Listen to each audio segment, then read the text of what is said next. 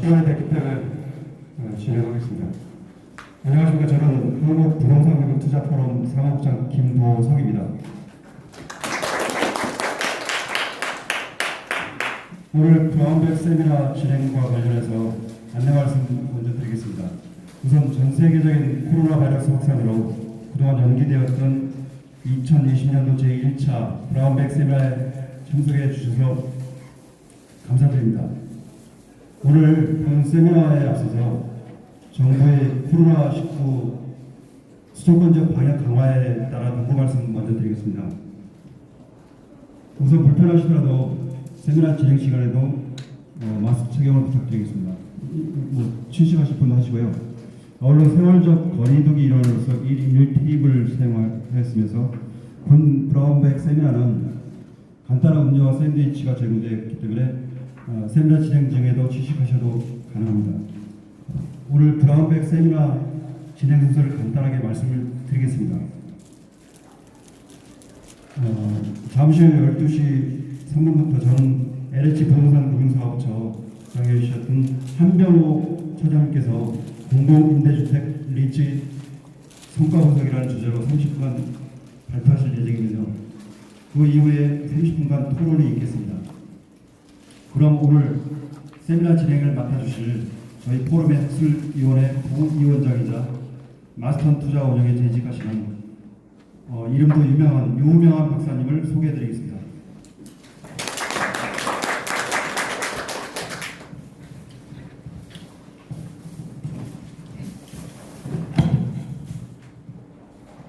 네, 안녕하십니까. 저는 한국부동산금융투자포럼 학술위원회 부위원장을 맡고 있는 마스턴 투자 운영의 유명한이라고 합니다. 반갑습니다.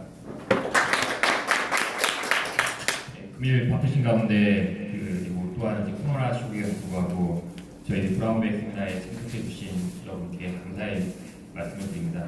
먼저 시작에 앞서 저희 한국부동산금융투자포럼 회장님이신 한만희 회장님께서 잠깐 인사 말씀해 주시고 진행을 하도록 하겠습니다.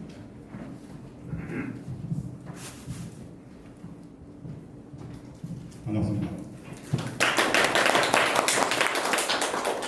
코로나 바이러스 때문에 전부 다 위축되어 있는데 오늘 이렇게 세미나를 개최하게 된 게 상당히 뜻깊게 생각하고요. 언제까지 위축돼서 될 수밖에 없는 거 아니냐 그런 생각도 있었는데 우리 사무총장님이 결단을 내리셔가지고 그래도 해야 된다 우리는. 그래서 이 자리를 만들어야 되었습니다. 총장님께 감사의 말씀드리고 또 오늘 발표해 주신 한병호 차장님 반갑고 고맙습니다. 예. 전문가들 얘기 들어보면 이 코로나 바이러스를 완전히 극복하기 어렵다고 그래요. 이제는 코로나 바이러스를 끼고서 사는 수밖에 없다. 이런 전망들이 많이 나오고 있습니다. 우리가 항상 위축되어 있을 수는 없고요. 계속 우리가 하고 있는 우리가 해야 될 것을 계속적으로 해나가면서 바람직하지 않나 그렇게 생각하고 최근에 미국 의회 예산처에서 발표했는데 이 코로나로 인한 경제적인 손실을 극복하기 10년이 걸린다고 해요. 미국에서. 그리고 손실 금액이 7조 9천억 불? 그 정도의 손실이 예상됐다. GDP 한 3% 정도로 깎일 거다 이렇게 예상하고 있는데 아마 그런 상황은 우리나라도 마찬가지 아닐까 싶습니다. 그렇다면 각 분야에서 이 코로나를 극복해가면서 어떤 식으로 우리가 경제를 살릴 거냐를 같이 고민해야 될 때가 된 것 같고요. 그런 의미에서 우리 부동산 금융업계도 전반적으로 그런 면에서 우리가 많은 준비를 모아나가야 될 게 아닌가 이렇게 생각합니다. 그런 의미에서 오늘 세미나 오랜만에 하게 된 세미나에서 좋은 얘기 많이 좀 나누시고 그리고 우리 부동산 금융 분야가 발전하게 될 방향에 대해서 다 같이 의견도 나눠주시고 또 우리가 해야 될 방향도 또 많은 인플리케이션을 받아가셨으면 좋겠습니다. 다시 한번 이렇게 와주신 모든 분들께 감사의 말씀 감사합니다.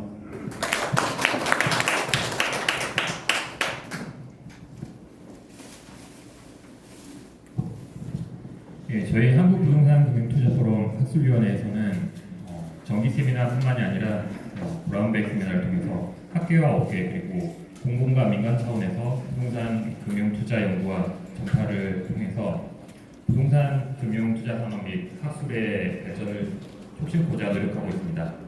이러한 취지에 맞춰서 금일 브라운백 세미나에서는 한국토지주택공사 그 부동산 금융사업처장님이신 한병호 처장님께서 공공임대주택 이치의 성과 분석이라는 내용에 대해서 발표를 해주시도록 하겠습니다.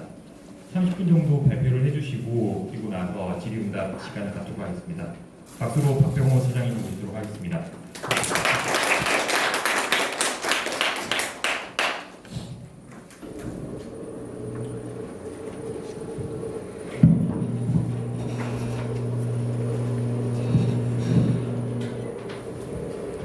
반갑습니다. 한병호입니다.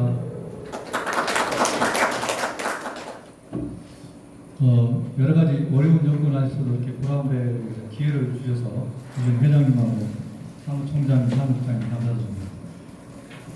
제가 오늘 발표드릴 문제는 공공임대립지라고 말씀드리지만 어떻게 보면 부동산 정책을 하면서 리츠를 활용하는 정책 리츠라고 좀 봤으면 좋겠습니다. 우리가 일반적으로 수익형 실물 부동산을 투자하는 어떤 일반 리츠와 다르게 다른 성격을 갖고 있는 정책 리츠의 일환으로서 하나다 이렇게 좀 봐주시고 또 이게 이 공공임대 리츠가 터닝 포인트가 돼서 우리가 부동산 시장을 안정화시킬 수 있는 그런 수단으로서 우리 리츠가 활용을 좀 했으면 하는 그런 바람에서 제가 발표를 한번 하겠습니다.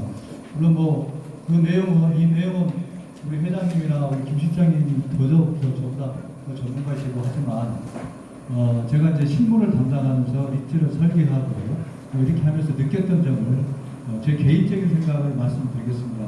오늘 내용은 국토부나 LH 어떤 공식 입장하고는 다를 수 있습니다. 제 개인적인 생각이기 때문에 그래서 그런 점은 좀 염두에 두시고 좀 들어주셨으면 고맙겠습니다. 오늘 제가 말씀드릴 내용은 이제 공공임대 주택이 이제 여러 가지 사정 때문에 부동산 공정을 활용하자 하는 논의가 2014년도에 있었는데 그런 논의를 좀 살펴보고요. 공공임대 리츠가 어떤 사업 구조를 갖고 있고 또 사업성을 결정하는 요인이 뭔지 또 성과가 뭔지 그다음에 또 이런 것을 바탕으로 해서 향후에 우리 부동산 부동산 정책을 수립할 때 좀 인용할 수 있는 부분이 있는지 한번 검토를 해보겠습니다. 우리가 이제 임대주택 하면은 건설형도 있고 매입형도 있고 전세형도 있고 여러 가지가 있습니다. 그 중에 제가 이제 건설형 임대주택 중에 분양 전환형 임대주택이 있습니다. 분양 전환형 임대주택은 이제 보통 소득분이 한 3분에서 5분위 정도 자가 구입 능력이 약간 부족한 계층, 그래서 앞으로 향후에 자가 구입을 할 수 있는 그렇게 지원하는 그런 제도로서 분양 전환형 임대주택이 이제 있습니다. 사실 지금 임대주택 종류가 행복주택이 있고 공공임대 있고 연구임대 있고 공공임대 있고 그래서 종류가 굉장히 많습니다. 그래서 지금 이제 국토부하고 이제 LH하고 같이 공공임대주택 유형 통합을 좀 논의하고 있습니다. 그래서 단순화시켜서 소비자인 국민에게도 혼돈 안 시키고 정책적 효과를 발휘할 수 있는 방법을 뭐겠는지 지금 상당히 고민을 많이 하고 있는 걸로 알고 있습니다. 공공임대주택은 이제 분양전환형 일종인데 과거에는 이제 5년 임대하고 분양전환했는데 노무현정부 때 임대 운영 기간을 5년에서 10년으로 늘렸습니다. 이게 이제 5년 할 때는 나중에 5년 후에 분양전환 할 때는 조성원가와 감정평가 금액에 나누기 2해서 평균 가격으로 분양전환을 하게 됐었는데 10년으로 바뀌면서 이제 사업자의 부담이나 이런 감안해서 감정평가액으로 분양전환 할 수 있게끔 이제 그렇게 하면서 10년 공공임대주택을 만들었는데 이 특징은 밑에 그림에서 보다시피 토지비와 건축비가 전 사업비의 70%를 넘습니다. 이게 초기에 일시에 들어갑니다. 초기에 일시에 들어가고 또 임대 운영 기간, 그러니까 운영 기간 동안에도 사실 임대 운영비 이런 것 등등이 사실 임대료보다 더 많이 들어갑니다. 실제로 임대료가 시중 시세보다 낮게 책정하다 보니 임대 운용에서도 손실이 납니다. 그런데 다만 이제 분양 전환을 함으로써 이제 캐피탈 게인이 생기는 그런 구조입니다. 그래서 이 공공임대 주택은 운영 기간 동안 오퍼레이션 인컴은 거의 없는 상황이고 캐피탈 인컴이 이제 마지막에 가서 10년 후에 발생합니다. 그래서 이 구조 때문에 사실 일반적인 리츠는 여러분 잘 아시다시피 배당을 줘야 되는데 배당을 할 수 없는 입장이기 때문에 이걸 이제 구도를 설계할 때 상당히 저희들이 고민했던 부분 뒤에서 이제 설명을 드리겠습니다만 운영 기간 동안 손실이 발생하고 또 운영 기간 동안에 현금 흐름이 부의 현금 흐름이 발생하고 또 일시에 마지막 체험을 한 시점에 그냥 전환한 시점에 플러스로 현금 흐름이 플러스로 전환돼요.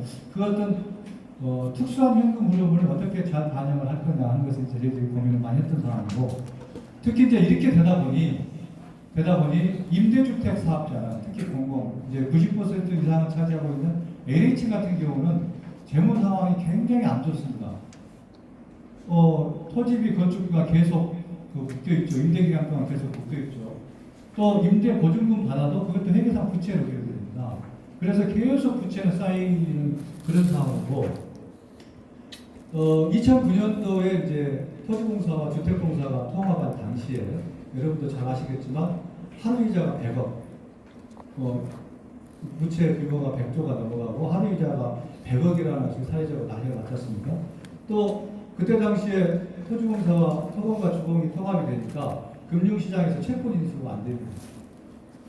채권 인수가 안 됐어요. 그래서 한때 유동성 위기가 오고 그래서 이러다 보니까 LH가 공공임대주택을 제공할 수 지어서 공급할 수 있는 여건이 안 되다 보니까 사실 공공기관으로서의 역할을 제대로 했느냐 그런 의구심까지 들 정도로 사실 이제 공공임대주택을 공급을 많이 못했던 상황이 발생했습니다. 그래서 이런 상황에서 이런 여러 가지 어떤 여건 하에 민간 자본을 활용할 수 있는 방법이 뭐겠느냐 이걸 고민하는 차에 이제 리츠를 도입을 하게 됐습니다. 리츠를 이제 도입을 하는데 우리가 부동산 투자 행사법의 그 목적을 보면 리츠라고 하면 일반 국민이 부동산에 투자할 수 있는 기회를 확대하겠다. 또 뭐 건전한 부동산 투자를 활성화하겠다. 이런 거 아니겠습니까?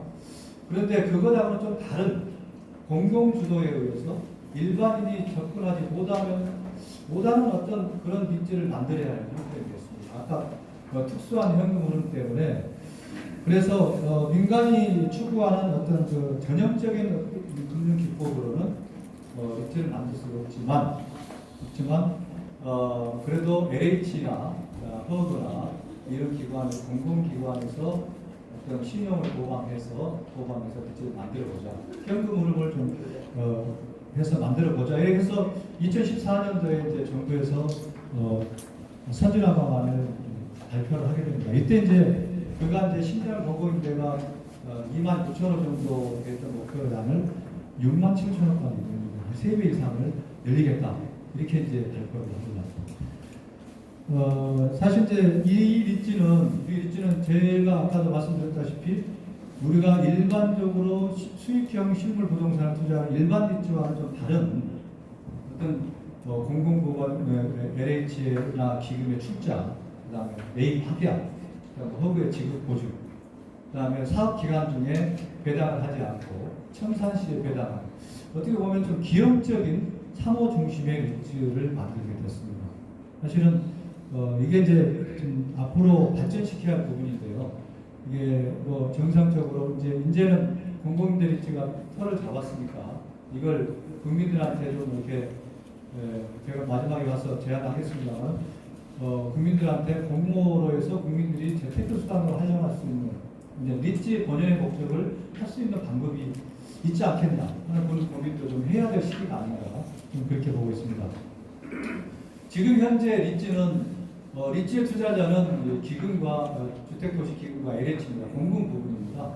사실 이제 우리가 토지를 대상 토지를 우리가 택지 개발을 해서 일반 다수인의 토지를 수용을 해서 개발한 토지이기 때문에 이 개발 토지를 어떤 그 민간이 들어와서 출자를 해가지고 이익을 가져가면 특정 업체가 가져간다 하면 상당히 그 비난을 받을 있죠. 그래서 어떤 논문을 제가 이렇게 뒤져보니까 이런 좀 비난이 있긴 있습니다.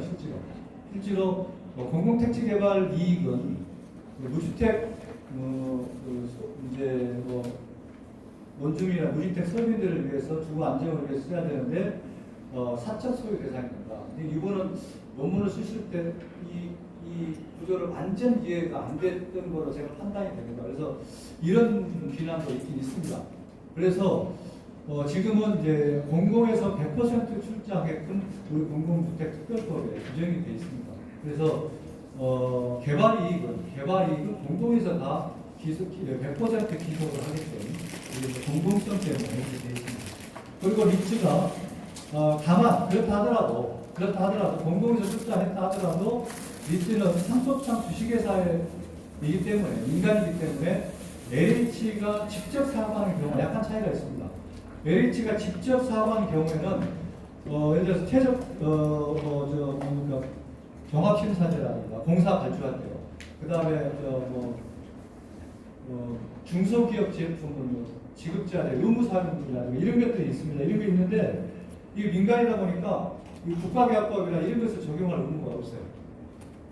그래서 우리가 이제 최저가 입찰이라든가 민간 자재를 성능소 민간 자재를 활용할 수 있는 그래서 공사비를 낮출 수 있는 여지가 생겼습니다. 물론 이제 이것도 국정감사에서 많이 어서 터지긴 터졌습니다. 이제 LH 기금하고 LH가 투자하는 게 공공기관이 아니냐, 이게 또 국가계약으로 적용해야 되는 거 아니냐 이제 이렇게 말씀하시는 분도 있었는데 아무튼 지금 현재는 민간으로서 민간의 지위로서 또 공사비를 전려할 수 있는 그런 여지가 있었습니다. 공공임대 사업 구조는 이 그림과 같습니다. 이 그림에 여러 가지 함축되어 있는데요. 이 재원 조달 구조 있죠. 제일 여러분 보시기에 왼쪽에 있는 재원 조달 구조를 보면 지분 출자자는 전부 기금과 LH입니다.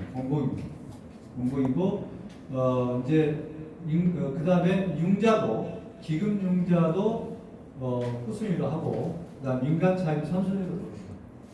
그래서 민간은 융자를 참여하긴 하지만 결국 기금 융자와 에퀴티 투자하는 그 8% 약 한 30% 정도 버퍼를 가지고 들어올 수 있게끔 됩니다. 그래서 민간에서 안심하고 들어올 수 있게끔 저희들이 밑단을 소위 말하는 밑단을 깔아주는 그런 역할을 하고 있습니다.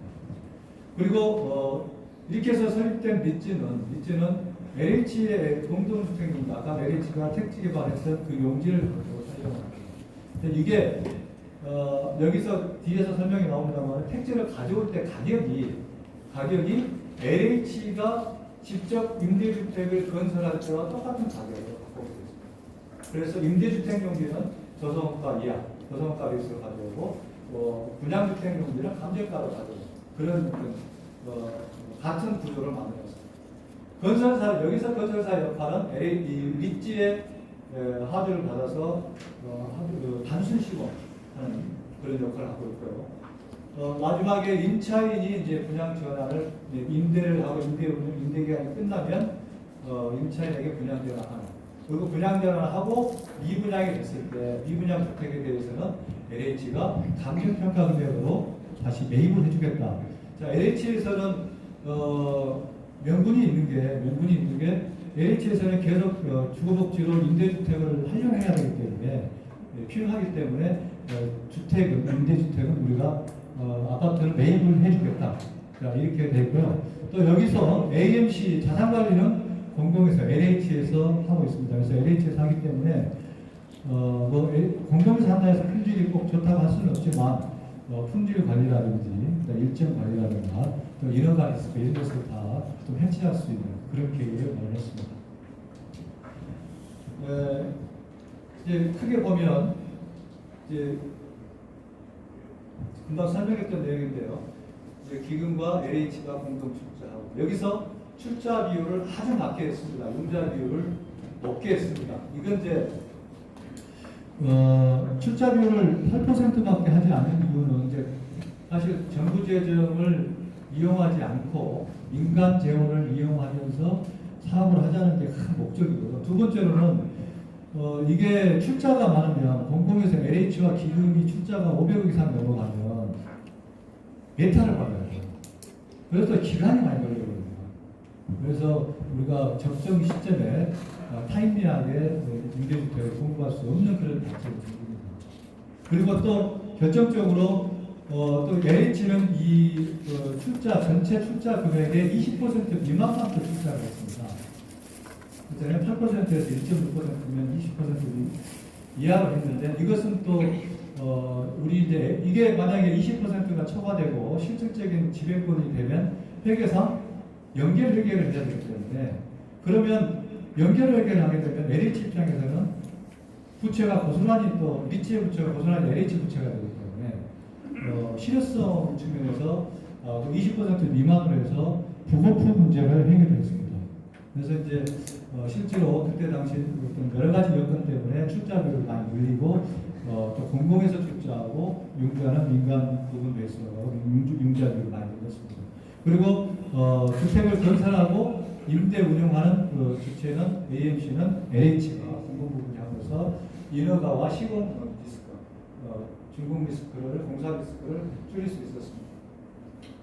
그리고 아까 매입 합약, 그 다음에 허그의 지급 보증, 그 다음에 기금의 무슨 융자, 그 다음에 기준 배당, 고창산 배당 지시한 이런 것 때문에 리스크를 좀 많이 완화할 수 있는 그런 게 되고 실제로 이런 것들이 일반 우리가 시중 일반 입지와 좀 차이점이 있다고 볼 수 있습니다. 그래서 일반 입지는 이런가 리스크라든가 공사 중공 리스크 같은 게 있지 않습니까? 그다음에 엑시트 리스크 좀 분양이 안 되면 엑시트 리스크가 바로 오니까 또 이런 것들이 일반 입지와 좀 차이점이라고 볼 수 있겠습니다.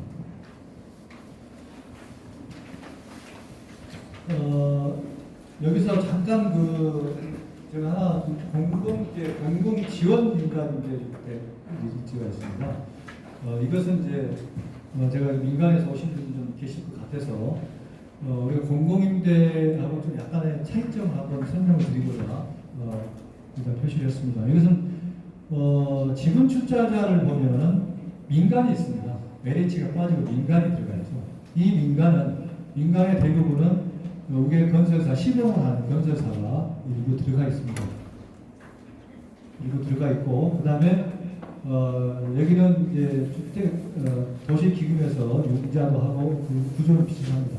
그리고 LH 공동주택용지. 그리고 민간임대는 여러 가지 있지만, LH 공동주택용지를 대상으로 하는 공공적 민간임대 주택을 지금 제가 설명을 드린 겁니다.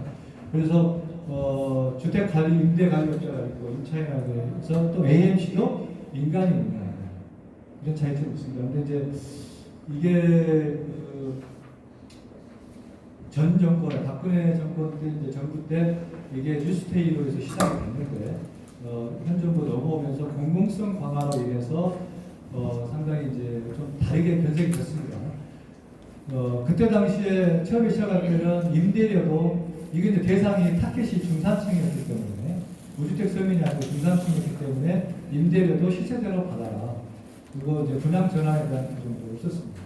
근데 이제 지금 이제 공공성 강화로 인해서 20% 이상은 청년 신혼 부부에게 공급을 하고 또 임대료도 좀 낮게 해야 되고 뭐 이런 또 공사비도 건설회사 공사비도 너무 과도하게 못하게 또 제한을 하고 뭐 이렇게 또 품질 관리하고 이런 하다 보니까 상당히 지금 제가 이제 오면서 저희 담당자들하고 전화를 해봤더니 2017년도 말에 저희들 공모해가지고 선정된 사업업자들이 아직도 착공을 못하고 있어요. 그래서 17년이 벌써 지금 3년이 돼가는데 절차가 너무 많아서 사실 이게 이렇게 되면 이게 이제 시장에서 빨리 공급이 되고 뭐 이렇게 돼야 되는데 그런 역할을 제대로 하는 건지 조금 보시는 그런 정도입니다. 자, 다음 넘어가겠습니다. 공공지원 민간임대 리츠의 이제 사업성 결정 요인은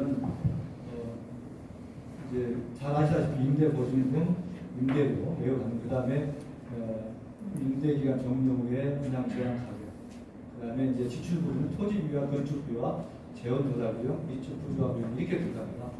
근데 결론적으로 이야기하면 수입 부분은 LH 직접 건설하는 경우가 동일합니다. 같습니다.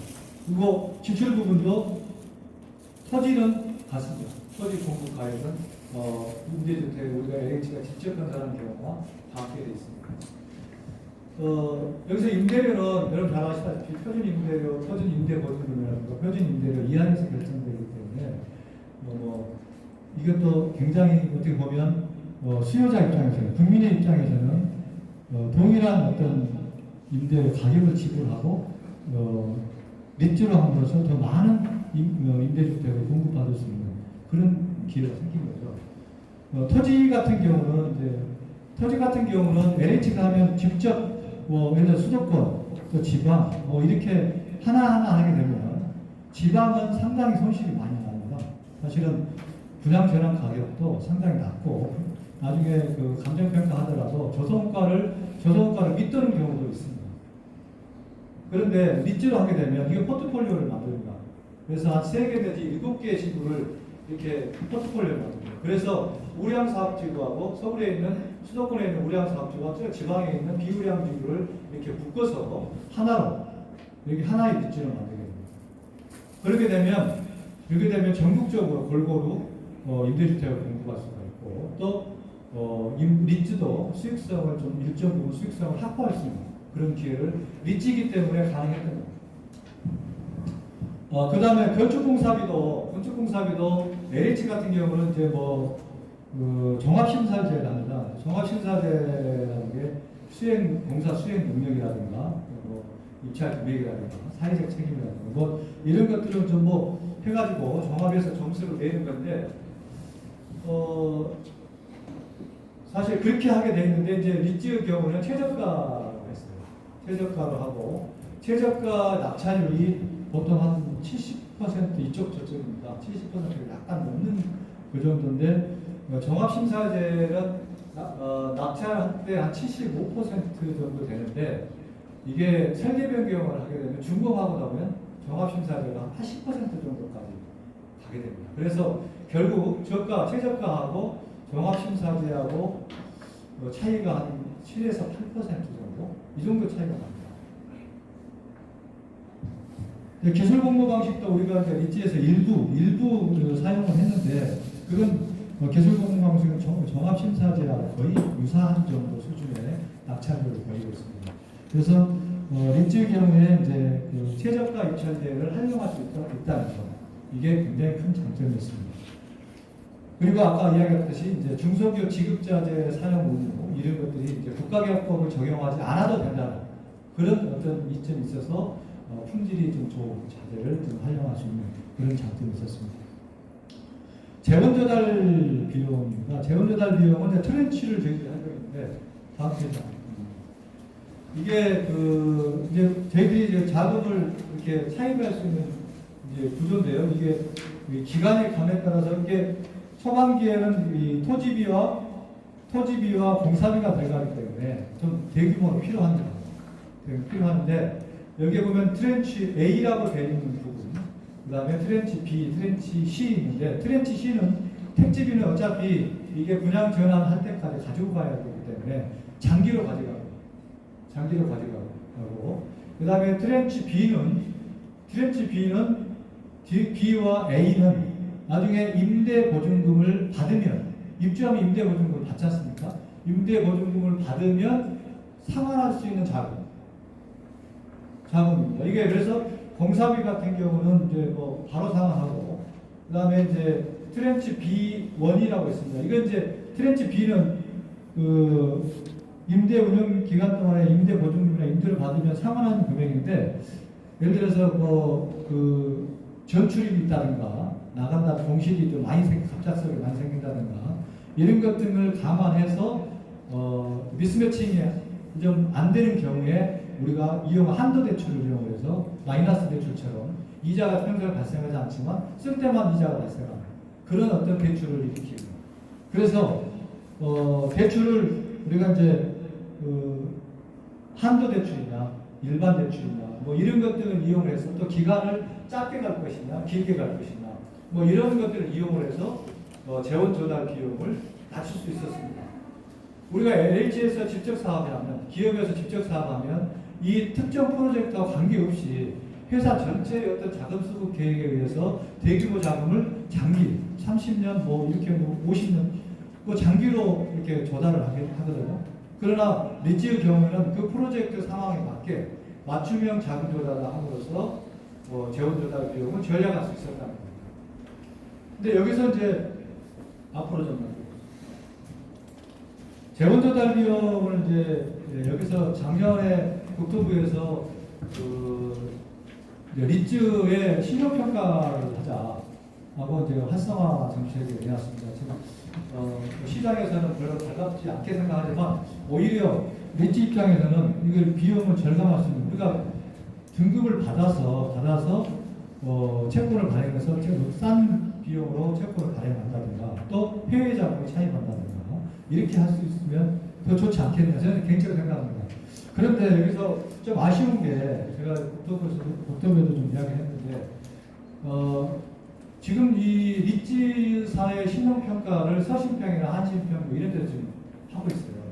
근데 사실은 거기는 일반 기업을 대상으로 하는 그 신용평가사인데 부동산을 개발하고 건설하는 이런 그런 회사의 리츠사를 신용평가하는 그 기술은 다른데 투자부자하고 다른데 우리 이쪽 업계에서 있는 뭐 자산운용 전문 능력이라든가 혹은 뭐 다른 자격을 만들어서 그런 사람들이 신평사에 가서 신평사에서 역할을 할 수 있게끔 제도적으로 만들면 어떻겠느냐 그런 이제 제가 제안을 했었는데 이런 어떤 그런 뭐 어떤 교육이랄까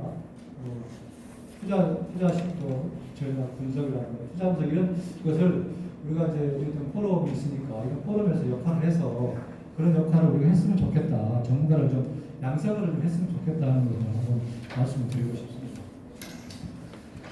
리츠를 이제 구조화하다 보니까 이제 설립 비용이 듭니다. 설립 비용도 들고 뭐 영업인가 마감인가 뭐 이런 거 하다 보면 굉장히 설립 비용이 드는데 사실 이것은 전체에 큰 영향을 미치지는 않습니다. 뒤에 가서 한번 보시겠습니다. 8페이지. 제가 이제 이걸 아까 LH가 직접 건설하는 경우하고 LH 15호, 지금 이제 16호까지 지금 LH에서 했는데요. 15호를 한번 대상으로 제가 분석을 한번 해봤습니다. 실제로 어떤 게 더 유리하냐. 그따위서 LH가 하는 게 무작정 나쁘다 이게 아니고 이제 LH 15호는 이제 특정 호수로 해서 만드는 거기 때문에 LH 15호는 4개 사업지구를 이렇게 해서 청주, 동남, 타주, 운전 이렇게 해가지고 만들어놓은 지구입니다. 그래서 그런 지구하고 직접 사업을 해보니까 임대료 수입 부분은 다 동일합니다. 토지비도 동일하고 그런데 건물 공사비가 차이가 납니다. 그럼 전략할 수 있었어요. 117억 정도. 아까 최저가 입찰이라든가 지급자자 이런 걸로 인해서 했었고 그 다음에 재원 조달 비용도 전략할 수 있었습니다. 저희 트렌치를 활용해서 좀 단기로 한다든가 그래서 아이들 머니가 발생하지 않게끔 잘 구조를 짜서 맞춤형 자금 조달을 하다 보니까 재원 조달 비용을 좀 낮출 수가 있었습니다. 다만 이제 리츠 구조화 비용이 좀 들어갔습니다. 이런 것들을 감안하면 전체적으로 보면 리츠 사업이 좀 덜 들어갑니다. 이렇게 좀 분석이 됐습니다. 이게 전체 사업비에서는 별로 많이 차지할 수 없는, 차지하지 않는 사업일 수 있겠지만 그래도 그래도 의미가 있는 숫자가 리츠를 함으로써 무조건 기판을 했던 그런 견해와 좀 다르게 리츠가 이런 좀 장점도 있더라. 이런 것을 분석했습니다. 리츠가 그래도 공공임대 리츠가 그동안에 이제 성과가 어떤가 좀 살펴보겠습니다.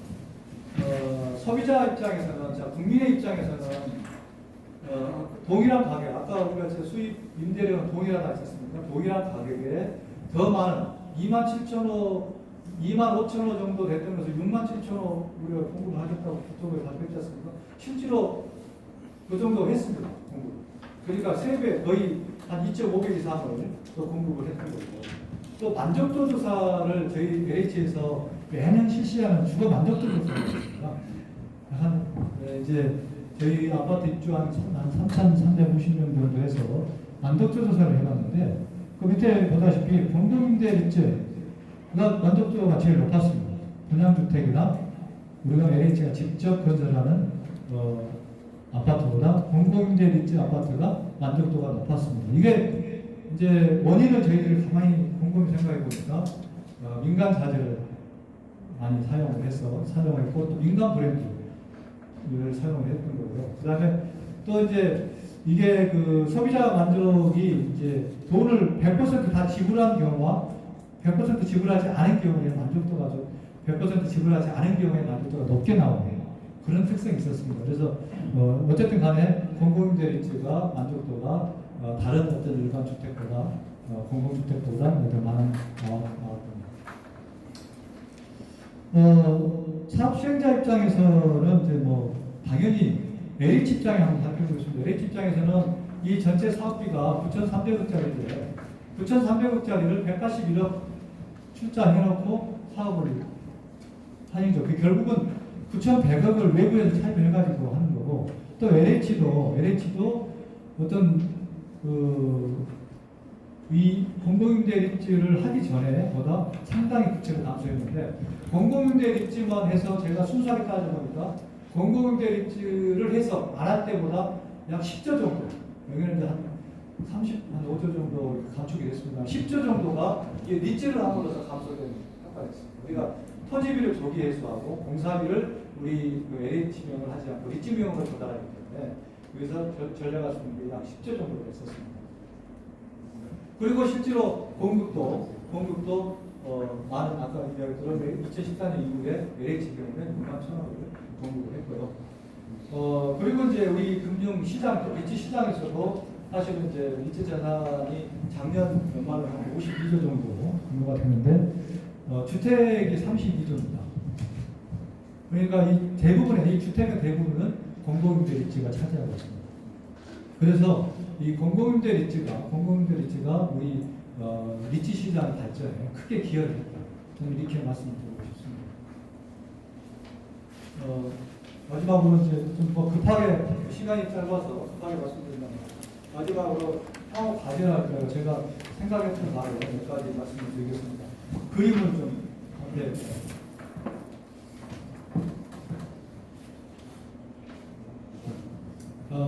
그 앞에. 자, 여기서 제가 이 항상 나눠서 보시기 여러분은 제일 마지막에 있는 것을 보시면서 들으셔도 될 것 같습니다. 재원 조달 관련해가지고 말씀을 좀 드리고 싶습니다. 재원 조달이 지금 현재는 차입 비율이 굉장히 높고 출자 비율이 낮게 되어 있는데 이 구조를 좀 바꿀 필요가 있지 않겠냐. 지금 이제 어느 정도 이제 공공주택가 이제 기반을 다져왔기 때문에 좀 이랬으면 좋겠다 하는 거고요. 여기서 출자를 특정 그 기업, 뭐 건설사 이런 걸 두지 말고 불특정 다수인 국민을 상대로 공모를 해서 출자를 하면 어떻겠냐. 출자를 좀 공모를 해서 받으면 어떻겠냐. 그런데 이 구조에서는 받지 않겠죠. 사실은 중간 배당 10년 동안 13년 동안 배당이 없는데 누구든지 출자를 안 하겠죠. 그런데 이 구조 말고 이런 것을 자회사나 몰입지를 하나 만들어서 이거 자립지라고 몰입지를 만들어서 몰입지를 국민펀드로 속히 국민펀드로 만들어가지고 매년 분양 전환이 들어오게끔 돌아올 수 있게끔 자립지를 편성을 해서 포트폴리오를 만들면 몰입지 입장에서는 매년 배당을 할 수 있지 않겠습니까? 분양전환 매년 그러니까 분양전환 기간이 10년 남은 거, 9년 남은 거, 8년 남은 거, 7년 남은 거 이런 식으로 포트폴리오를 구성해서 몰입지를 하나 만들어 놓으면 그래서 이 몰입지에 대한 이 주식을 일반 국민들한테 공모를 하면 시중 유동자금도 잡을 수 있고 부동산 시장 안정화에도 크게 기여할 수 있지 않겠냐 하는 게 제 생각입니다. 그래서 이렇게 함으로써 민간 자본도 많이 유치하자 하는 거고요. 자, 그 다음에 이제 두 번째, 지금은 LH가 리츠가 LH 그 택지를 가지고 택지를 매입을 했는데 매입을 하다 보니까 초기 자본이 들어가니까 매입 구조 말고 임대라든가 또 현물 출자라든가 그다음에 원리츠라든가 이런 어떤 구조를 좀 특수 구조를 좀 다변화해서 택지를 확보하는 그런 구조를 좀 했으면 좋겠다. 그런 게 제 생각이고요. 또 이 리츠를 임대주택 리츠만 만들지 말고 임대주택과 복합개발 사업을 하는 복합개발이라든가 이런 것은 수익성이 나는 어떤 그런 품목을 집어넣어서 이 리츠가 자체적으로